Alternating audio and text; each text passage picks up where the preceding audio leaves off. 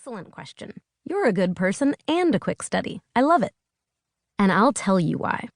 What is wrong, and what this nifty no fucks given guide shall address, is how society burdens us with conventions, expectations, and arbitrary norms. And as a result, many of us struggle mightily against the sneaky, suffocating pressure to conform, and then spend so much time feeling bad about ourselves that we become convinced there is something wrong with us, and we flock to bookstores and seminars and gyms and weight loss cults and etiquette experts and plastic surgeons, looking for the solutions to problems we don't even have. You know what I'm talking about, and it's total bullshit, right? Well, that, my special snowflake, is exactly why I called this meeting. Because even though there's nothing wrong with who you are, we live in a culture that right now, at this very moment, might be causing you to think otherwise. When I was growing up, I was made fun of for being too nerdy, laughing too loudly, and belting out, "Hey Buster, move," during a junior high dance DJ's spin of the Young MC classic, Bust a Move. For what it's worth, I had an uncle named Buster, so this did not seem weird to me, but neither did that social faux pas endear me to my peers. Kids can be such assholes. Anyway, it seemed like I could never do anything right to fit in. The herd was traveling in one direction, and I was fighting my way upstream like a buffalo with a salmon complex. To be fair, I suppose the fact that I would write that sentence proves that I have an odd way of looking at the world. But why did other kids care so damn much? And why, as adults, should anyone keep caring whether anyone else acts a little weird, takes a few risks, or makes some unconventional life choices, like, say, deciding not to have any asshole kids of our own? The answer is they shouldn't. But people who care about that shit aren't listening to this book right now, so I'm not talking to them. I'm talking to you. I can't change them. And pinky swear, I'm not trying to change you either. What I can do is help change the way you deal with them and the way you feel about you. If you're into that kind of thing, no pressure.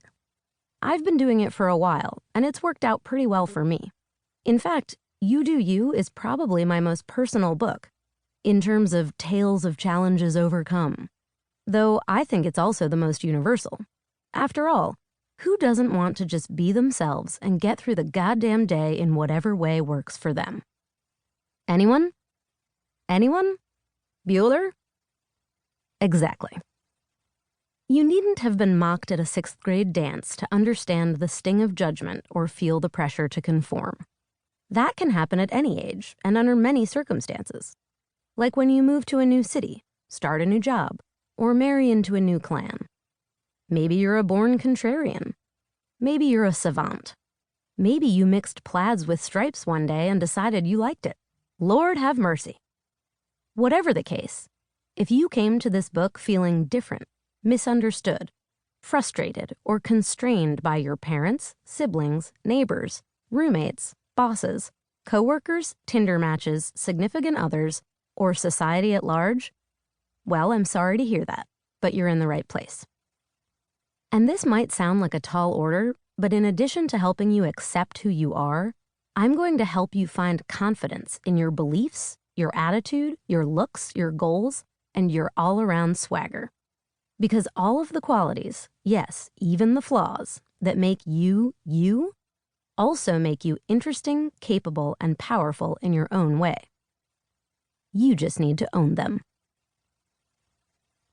What you doing you looks like. The advice in this book boils down to one simple mantra: stand up for who you are and what you want. How do you do that? Stop letting other people tell you what to do, how to do it, or why it can't be done. Yes, this is an ironic sentiment from someone who makes her living telling other people what to do. But I didn't become a best-selling anti-guru by following the rules now, did I? Each part of You Do You builds the argument for living life on your own terms.